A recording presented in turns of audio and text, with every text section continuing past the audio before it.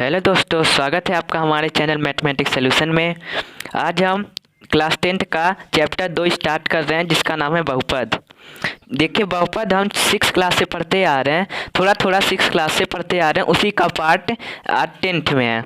6 में हम बीजगणित पढ़े थे, वही 7th में उसी का एक पार्ट था सरल समीकरण, जहां हम समीकरण बनाना सीखे थे।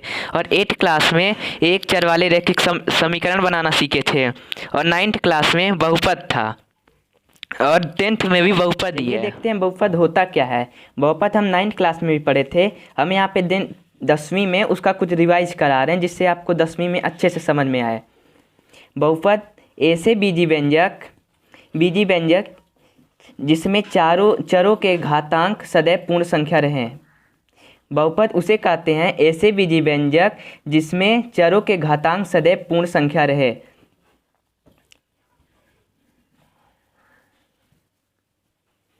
इसमें हम देखते हैं कौन कौन बहुपद हैं, कैसे पहचानते हैं। उसके लिए हम कुछ एग्जाम्पल लिए हैं। यह सब बीजी व्यंजक के उदाहरण है, लेकिन इसमें से कौन बहुपद है वो हम देखते हैं। देखिए, बहुपद की परिभाषा थी ऐसे बीजी व्यंजक जिसमें चरों के घातांक सदैव पूर्ण संख्या में रहे।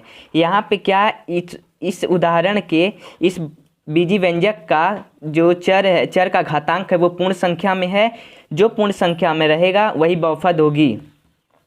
पहले समीकरण है x की पावर 3 प्लस 2x। यहाँ पे देखिए, ये चर है। चर के जो घातांक है वो पूर्ण संख्या है। पूर्ण संख्या यानी 0, 1, 2, 3, 4, ऐसे ही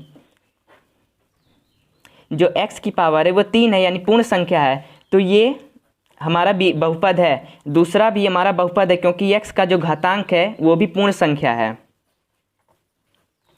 तीसरा भी हमारा बहुपद है, क्योंकि ये x का घातांक जो है वो भी एक पूर्ण संख्या है। x का घातांक यहाँ पर 1 है, और 1 भी हमारा पूर्ण संख्या होता है। चौथे उदाहरण में यहाँ पे x जो है बटे में है। जब इसको ऊपर ले जाएंगे तो यहाँ पे x की जो पावर हो जाएगी वो माइनस में हो जाएगी, नेगेटिव हो जाएगी। और -1 पूर्ण संख्या नहीं होती, इसलिए ये जो है ये बहुपद नहीं है।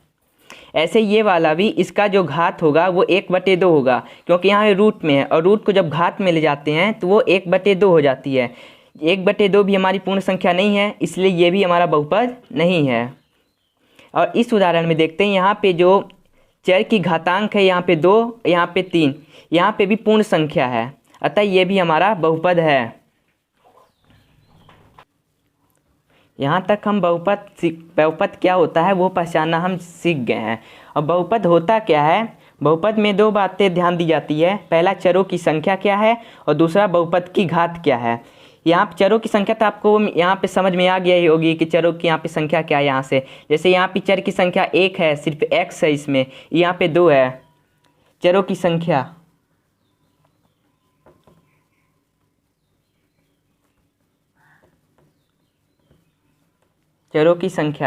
बहुपद में, इस बहुपद में चर की संख्या यहाँ पे 1 है, इसमें x और y है यानी 2 है, इसमें 1 है, और ये दोनों तो बहुपद है ही नहीं, इसको छोड़ दीजिए। यहाँ पे बहुपद की संख्या देखिए, x और y, यहाँ पे बहुपद हमारा 2 है, बहुपद चरों की संख्या 2 है।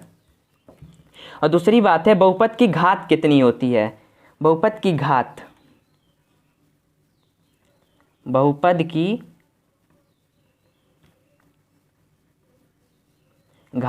यानी जो बहुपद है उसके चर पर कितनी अधिक घात है, वही बहुपद की घात होती है। जैसे इसकी बात करें तो यहाँ पे सर्वाधिक घात हमारी 3 है। किसी बहुपद की जो सबसे अधिक घात होती है वही बहुपद की घात होती है। ये ऑब्जेक्टिव टाइप में भी क्वेश्चन आता है कि इसकी बहुपद की, कोई ऐसा बहुपद दे दिया रहता है और उसका पूछता है कि इस बहुपद की घात कितनी है। तो ऐसे यहाँ पे देखिए, यहाँ पे जो ये चर है उसकी घात सर्वाधिक 3 है, इसीलिए इस बहुपद की घात हो जाएगी हमारी 3। यहाँ पे सर्वाधिक घात 2 है, इसलिए इस बहुपद की घात हमारी 2 हो जाएगी। ये हमारा बहुपद जो है इसकी घात 1 है सिर्फ, इसलिए इस बहुपद की घात 1 हो जाएगी। ये दोनों तो बहुपद है ही नहीं, इसको छोड़िए। इसकी बात करें तो ये देखिए, यहाँ पे ये गुणा में है, x² और y क्यूबिक, यहाँ पे ये दोनों है जो गुणा में है, इसलिए इसकी पावर जो होगी जुड़ जाएगी। तो यहाँ पे बहुपद की घात हो जाएगी हमारी 5। ये हमारा 9th का था, उसको हम रिवाइज करा रहे थे। ये 9th का जो बेस था वो 10th में हमारे काम आएगा। इससे रिलेटेड हम आपको कुछ बातें और बता रहे हैं। हम 9th में देखे थे कि बहुपद 3 प्रकार के होते हैं, एक रैखिक बहुपद, दूसरा द्विघात बहुपद और त्रिघात बहुपद। रैखिक बहुपद क्या होता है? जिसकी घात 1 हो, जैसे 5x + 3। यहाँ पे जो ये चर है उसकी घात 1 है, इस बहुपद की घात 1 है। जिस बहुपद की घात 1 होती है वो रैखिक बहुपद कहलाता है। द्विघात बहुपद, द्विघात नाम से ही पता चल रहा है कि 2 घात हो, जिस बहुपद में सर्वाधिक 2 घात हो, बहुपद की जब 2 घात होती है वो द्विघात बहुपद कहलाता है। जैसे हमारा ये वाला उदाहरण देखिए, x² - 7y + 9। यहाँ पे जो बहुपद की घात है वो 2 है, इसलिए ये द्विघात बहुपद होगा।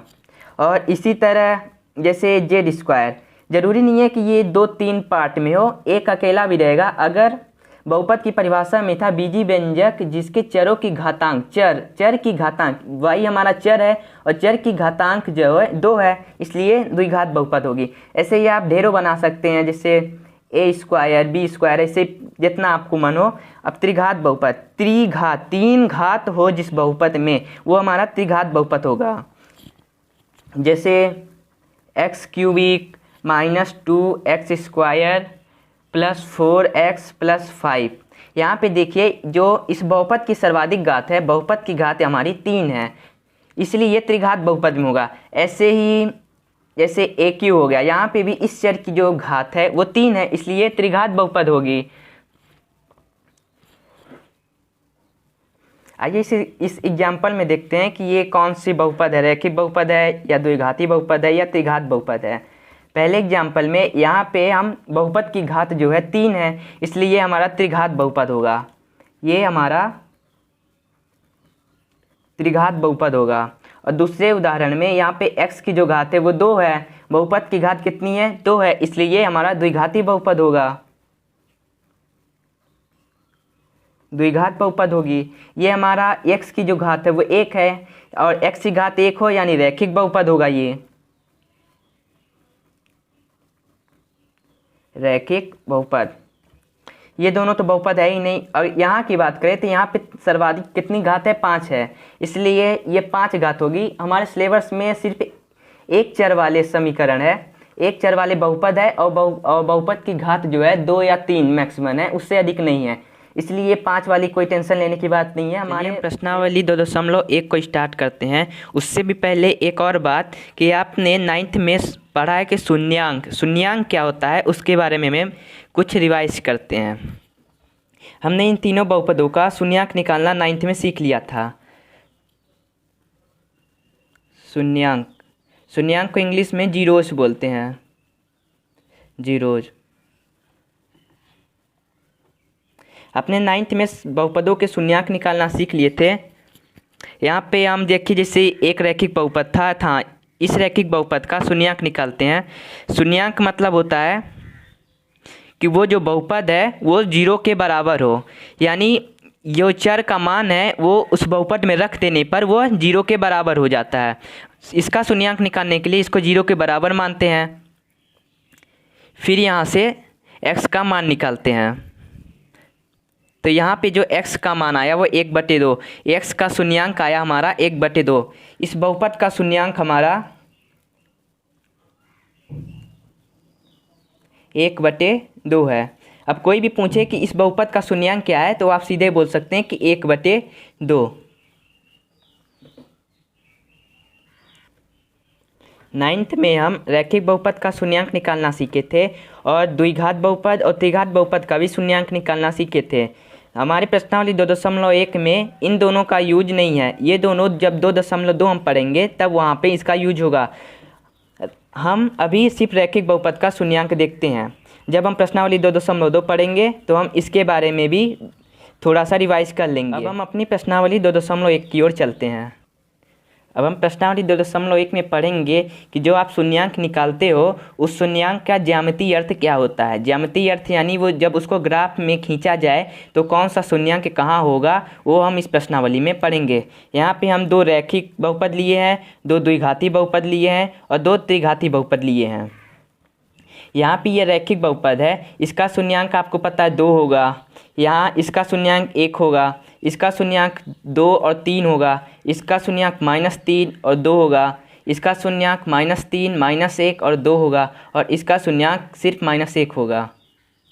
आपने 9th में देखा था कि रैखिक बहुपद का जो शून्यांक होता है वो हमेशा सीधी एक सरल रेखा में होता है। आपने इस तरह से निकाला था कि डिब्बा बना के यहाँ पे x और y का मान निकाल के यहाँ पे उसका शून्यांक निकालते थे, फिर इस तरीके से ग्राफ बनाते थे।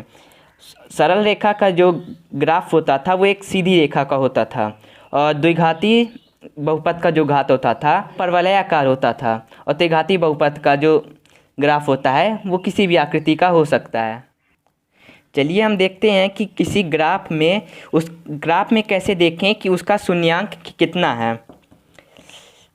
जिस ग्राफ में यक्स अक्ष को जो बिंदु जिस बिंदु पर काटेगी, जितने बिंदु पर काटेगी वही उतना उसका शून्यांक होगा। जैसे इसकी बात करें तो यहाँ पे ये एक जगह है, 2 पे काट रहा है, इसलिए इसका शून्यांक जो होगा 2 होगा। इसका शून्यांक ये भी सिर्फ यक्स अक्ष को एक बिंदु पे काट रही है। ग्राफ में अगर शून्यांक देखना है तो हमको सिर्फ यक्स अक्ष से मतलब है। जो रेखा है या जो आकृति है वो एक्स अक्ष को जितनी बार काटती है, जितनी बिंदु पर काटती है या जिस बिंदु पर स्पर्श करती है जितनी बार, उतना ही उसका शून्यांक होता है। यहाँ पे एक बार स्पर्श की है इसलिए इसका शून्यांक हमारा 1 है। इस ग्राफ की बात करें तो यहाँ पे 1 और 2 बिंदुओं पर स्पर्श कर रही है, यानी इसका जो शून्यांक होगा वो 2 होगा। 1 2 और 3, इसके शून्यांक 2 होंगे। कौन कौन से? 2 और 3। ऐसे इस ग्राफ की बात करें तो यहाँ पे भी 2 बिंदुओं पर ये ग्राफ हमारा एक्स अक्ष को काट रहा है। एक -3 पर काट रहा है और एक 2 पे काट रहा है। इसका शून्यांक भी 2 होगा, एक -3 और एक 2। ऐसे इस ग्राफ की बात किया जाए तो ये भी एक्स अक्ष को 1 2 3 बिंदुओं पर काट रहा है, इसलिए इसका जो शून्यांक होगा वो 3 होगा। कौन कौन सा होगा? जिस बिंदु पे काट रही है वही उसका शून्यांक होगा। यहाँ पे -3 -1 और 2 बिंदु पर 2 पे काट रहा है, इसलिए इसका शून्यांक -3 -1 और 2 होगा। ऐसे इस ग्राफ की बात करें तो ये सिर्फ एक बिंदु पर काट रहा है, एक बिंदु पर एक्स अक्ष को प्रतिच्छेद कर रहा है, यानी इसका जो शून्यांक है 1 है। आइए आपको कुछ नोट बता दें। अगर इस ग्राफ की बात करें तो ये सिर्फ और सिर्फ इतना इसका बहुपद है। इसकी बात करें तो इतना बहुपद है, इसकी बात करें तो इतना बहुपद है। वो हम जब ग्राफ बनाते हैं तो वो y के बराबर मान के बनाते हैं। y के बराबर मान के फिर उसका मान निकाल के यहाँ पे एक ग्राफ खींचते हैं। अगर आपको एक लाइन में लिखना हो तो आप कैसे लिखेंगे कि बहुपद का जब ग्राफ आपको खींचना हो तो ऐसे लिखेंगे, बहुपद का ग्राफ यक्स अक्ष को, बहुपद का ग्राफ एक्स अक्ष को जितने बिंदुओं पर काटता है, जितने बिंदुओं पर काटता है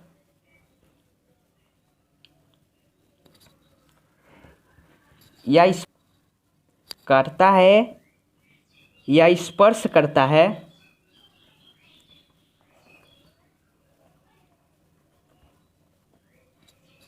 उतने ही बहुपद के शून्यांक होते हैं।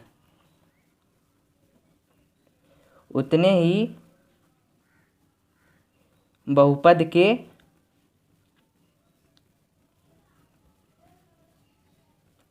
शून्यांक होते हैं।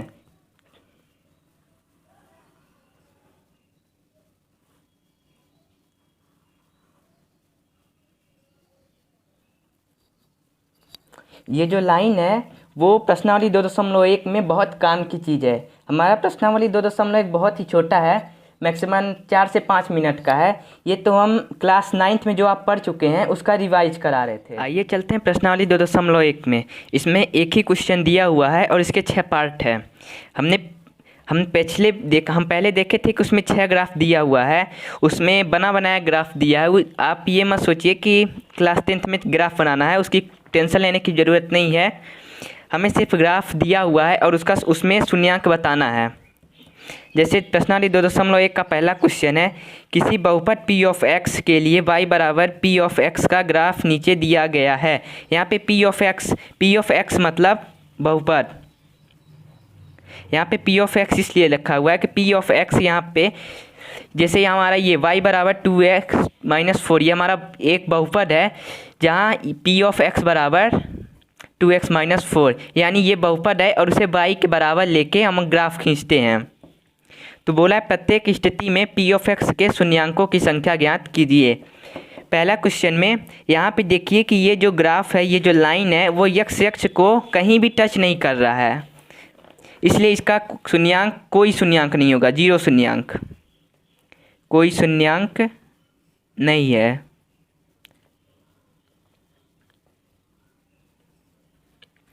दूसरे क्वेश्चन में देखें तो ये हमारा x अक्ष को एक बिंदु पर टच कर रहा है, इसलिए इसका एक शून्यांक होगा, एक शून्यांक। ऐसे ही तीसरे क्वेश्चन में देखें तो ये हमारा x अक्ष को 1 2 3 बिंदुओं पर टच कर रहा है, 3 बिंदुओं को प्रतिच्छेद कर रहा है, इसलिए इसका 3 शून्यांक हो जाएगा, इस ग्राफ का 3 शून्यांक हो जाएगा। इस क्वेश्चन की बात करें तो इस ग्राफ में x अक्ष को 1 2 बिंदुओं पर टच कर रहा है, इसलिए इसका शून्यांक, इसमें 2 शून्यांक हो जाएंगे। इस क्वेश्चन की बात करें तो ये जो ग्राफ है वो x अक्ष को 1 2 3 और 4 बिंदुओं पर टच कर रहा है, इसलिए इसका जो शून्यांक होगा वो 4 होगा, 4 शून्यांक। इस क्वेश्चन की बात करें तो यहाँ पे हमारा x अक्ष को 1 यहाँ पे स्पर्श कर रहा है, 2 और यहाँ भी स्पर्श कर रहा है यानी 3। हमको y अक्ष से मतलब नहीं है, y अक्ष से कुछ लेना देना नहीं है कि वो कितने टच कर रहा है, हमें सिर्फ x अक्ष से मतलब है, y अक्ष से कुछ मतलब नहीं है। तो ये जो ग्राफ है हमारा x अक्ष को 1 और 2 और 3 बिंदुओं पर टच कर रहा है, इसलिए इसका 3 शून्यांक होगा। यहाँ से प्रश्नावली 2.1 कंप्लीट हुआ और हम अगले वीडियो में प्रश्नावली 2.2 पढ़ेंगे। ये वीडियो आपको कैसे लगा आप हमारे कमेंट बॉक्स में कमेंट कर सकते हैं, और इस वीडियो में आपको कोई भी डाउट हुआ तो आप हमारे कमेंट बॉक्स में लिख सकते हैं, और यह वीडियो आपको कैसा लगा वो भी आप हमें कमेंट करके ज़रूर बताइए। तो मिलते हैं हम अपनी अगली वीडियो में। Thank you so much.